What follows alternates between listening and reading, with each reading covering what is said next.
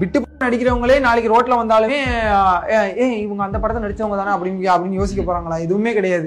இன்னைக்கு எல்லாம் புனிதமாயிட்டாங்க. அவங்க 4 குழந்தைங்க தத்தெடுத்து வளர்க்குறாங்க. அதே அவங்க பெரிய ஆள் ஆயிட்டாங்க, புனிதமாயிட்டாங்க. அவங்க பின்னாடி இருக்கிற இது எல்லாமே யாருமே யோசிக்கிறது இல்லை. ஸோ அப்படியே ஒருவேளை நான் அந்த மாதிரி இதானாலுமே நான் காசெல்லாம் கொடுத்து அதெல்லாம் முட்டாள்தனம் தான் நான் யோசிப்பேன். ஏன்னா நான் அவ்வளோ ஹனி ட்ராப் விஷயங்களை பார்த்துருக்கேன். இப்போ அதுல இருந்து ஃபுல்லா மீன் வந்துட்டீங்களா? அந்த பொண்ணு யாரும் கண்டுபிடிச்சிங்களா இல்ல ஓகே அப்படி அதை கண்டுபிடிக்கணும்னு சொல்லி தான் நான் கம்ப்ளைண்ட் பண்ணது. தூத்துக்குடி சைபர் கிரைம்ல இன்னுமே கம்ப்ளைண்ட் இருக்கு. அவங்க ஆக்ஷன் எடுக்கிறேன் அப்படிங்கிற மாதிரி சொல்லியிருக்காங்க. மற்றபடி இந்த வீடியோ ஸ்ப்ரெட் ஆகாம இருக்கிறதுக்கு என்னென்ன நடவடிக்கை உண்டோ, அந்த வீடியோ ஸ்ப்ரெட் பண்ணவங்க மேல நடவடிக்கை உண்டோ அதை எடுத்துட்டு இருக்காங்க. எதை வச்சு நம்புறாங்கன்னே தெரியல. ஏன்னா அந்த வீடியோ வந்து உண்மையான வீடியோனா ப்ராக்டிக்கலா யோசிச்சாலே போதும். இப்படி வீடியோ நான் பேசிட்டு இருக்கும்போது மூஞ்சியை காட்டுங்கன்னு இப்படி கையை கொண்டு வரும்போது கட் ஆயிருக்கு. எல்லாருக்குமே தெரியும். பேக் கேமரா ஓபன் பண்ணணும்னா மறுபடியும் இந்த கையை கொண்டு வந்து தான் நான் டபுள் டேப் பண்ணி தான் பேக் கேமரா ஓபன் பண்ணும். அப்ப நான் கை இங்க இருக்கும்போது எப்படி பேக் கேமரா ஓபன் ஆகும்? சரி, நான் கேமரா இங்க இருக்கு, மேல சீலிங்ல ஃபேன் இருக்கு, நான் ஃபார்மல் ட்ரெஸ்ல இருக்கேன், இது எல்லாமே வீடியோல ரெக்கார்ட் ஆயிருக்கு. அப்படி இருக்கும்போது பேக் கேமரா ஓபன் பண்ண உடனே எப்படி ரெஸ்ட் ரூம்ல இருப்பேன்? அப்போ அந்த வீடியோ எடிட்டட் வீடியோங்கிறது பிராக்டிக்கலா யோசிக்கிற எல்லாருக்குமே தெரியும். ஆனா யாருமே யோசிக்க மாட்டாங்க. ஏதோ ஒண்ணு சிக்கிருச்சு, இவன் சிக்கிக்கிட்டான், அதை வச்சு நம்ம டிஃபைம் பண்ணணும். அது மட்டும்தான் அவங்களோட மோட்டிவ். ஸ்னாப்னா என்னன்னே தெரியாம ஸ்டோரியிலலாம் வந்து இதான் என்னோட ஸ்னாப் ஐடி, அது ஒரு பிரைவேட் இதுன்னே தெரியாது.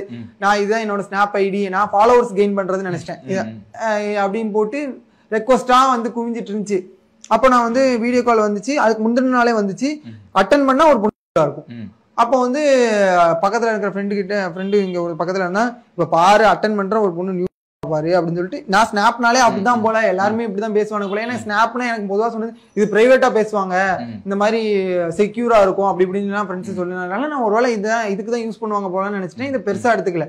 இன்னொன்னு இன்ஸ்டாலே நமக்கு வடக்கணுகள்லாம் அந்த மாதிரி தான் வீடியோ கால் பண்ணுவானுங்க, திடீர்னு யாருன்னே தெரியாது. ஸோ நான் அட்டன் பண்ண உடனே அதை பொண்ணு பார்த்துட்டு என் ஃப்ரெண்டு தான் கூட இருக்கிறவங்க தான் சொன்னா, அண்ணே இந்த மாதிரி மூஞ்சியை காட்ட மாட்டேங்கிறாங்கண்ணே, ஏதோ வேணும்னே பண்ண மாதிரி இருக்கு, மூஞ்சியை காட்ட சொல்லுங்கண்ணே அப்படின்னு சொன்னான். நான் அப்ப மூஞ்சியை காட்டுன்னு சொல்லும் போதுதான் அந்த கால் கட் ஆயிருக்கும். ஆனா உண்மையான வீடியோல மூஞ்சியை காட்டுன்னு சொல்லுவேன், அவங்க கையை காமிச்சு காட்ட முடியாதுன்னு சொல்லுவாங்க. அப்ப நான் கட் பண்ணிடுவேன் அப்படின்னு சொல்லுவேன். சொன்ன உடனே இந்த பக்கத்துல இருந்த ஃப்ரெண்டோட மூஞ்சி லைட்டா உள்ள வந்துரும், அவங்க பயந்து கட் பண்ணுவாங்க. இதுதான் அந்த வீடியோ கால் உண்மையான நடந்த வீடியோ. இது தெரிஞ்ச பொண்ணுதான், ஏதோ உங்களுக்கு யாருன்னே தெரியாது. அப்புறம் எப்படி அந்த வீடியோ வந்து வைரல் ஆச்சு? ஐ மீன் தெரிய வந்து அதான் அடுத்த நாள் இந்த பொண்ணு இந்த வீடியோவை ஸ்ப்ரெட் பண்ணுவேன்னு சொல்லிட்டு 20,000 ரூபாய் காசு கேட்டுச்சு. அப்படிங்களா? ஆமா, மறுநாள் காலையில காசு கேட்டுச்சு. நான் வந்துட்டு அதை நான் தப்பாவே பேசலாம், நீ ஸ்ப்ரெட் பண்ணிக்கோன்னு சொல்லிட்டு அதே மாதிரி அந்த வீடியோ வந்து ஸ்ப்ரெட் ஆச்சு. ஸ்ப்ரெட் ஆகும்போது பாசிட்டிவா தான் எனக்கு கமெண்ட் வந்துச்சு. அவன் என்ன தப்பா பேசுறான், நீ தானே இப்படி இருக்க அப்படி இருக்க அப்படின்னு சொல்லி கமெண்ட் வந்துச்சு ட்விட்டர்ல ஸ்ப்ரெட். அப்ப நான் என்ன பண்ணேன்னா, எனக்கு ட்விட்டர்லாம் கிடையாது, அக்கௌண்ட் கிடையாது. அப்ப நான் அதெல்லாத்தையும் ஸ்கிரீன்ஷாட் எடுத்து ஸ்னாப்ல இந்த பொண்ணுக்கு அனுப்பிச்சு விட்டுட்டு இருந்தேன் நக்கலா. எனக்கு பாசிட்டிவா தான் கமெண்ட் வருதுன்னு சொல்லிட்டு நான் நக்கலா அனுப்பிச்சு விட்டுட்டு இருந்தேன். அப்புறம் அவன் என்ன பண்ணிட்டான்னா, அடுத்த நாள் தான் இந்த வீடியோ வருது. அது கூடவே ஒருத்தன் சேர்த்து இந்த வீடியோ வருது. அதுல என்ன விஷயம்னா, நான் ஒரு ரிங் போட்டிருப்பேன் அப்போ, பிளாக் கலர் ரிங். ஆனா அந்த ரிங் வந்து இந்த மாதிரி பட்டையா இருக்கும். அவன் என்ன அந்த வீடியோல என்ன பண்ணிருப்பாங்கன்னா, இதே மாதிரி ஒரு ரிங்கு, பிளாக் கலர் ரிங்கு வேணும்னே போட்டுட்டு மேட்ச் பண்ணதுக்கு அப்புறம் லிட்டரலா கையை எப்படி காமிப்பாங்க அந்த ரிங்கு காட்டணும் அப்படிங்கிறதுக்காகவே. அந்த பொண்ணுமே என்கிட்ட சொன்னது வந்து, இந்த ரிங்கு போதும் நீ இது பண்றதுக்கு அந்த மாதிரி சொன்னா. எனக்கே பயம் வந்துருச்சு, இத்தனை பேர் இது உண்மை நம்பிடுவாங்க அப்படின்னு சொல்லிட்டு. அப்ப நான் சைபர் கிரைம்ல கம்ப்ளைண்ட் பண்ணி சிஎஸ்ஆர் காப்பி எல்லாம் அனுப்பிச்சு விட்டேன் அந்த பொண்ணுக்கு. உடனே அவ பயந்துட்டு டெலீட் பண்ணிட்டு போயிட்டான். அதுக்கப்புறம் எப்போ போன வருஷம் நவம்பர்ல நடந்துச்சு இந்த இன்சிடென்ட். நவம்பருக்கு அப்புறம் இத்தனை நாள், அதுக்கப்புறம் ஜனவரி வரைக்கும் நான் காலேஜ் ஈவெண்ட்ஸ் எல்லாம் போயிட்டு இருக்கேன். பிப்ரவரி வரைக்கும் காலேஜ் ஈவெண்ட்ஸ் எல்லாம் போயிட்டு இருக்கேன். இந்த இடத்துலலாம் நிறைய பூம் ஆயிட்டு இருந்துச்சு. ஆனா இந்த வீடியோ அதோட முடிஞ்சு கான்செப்ட்.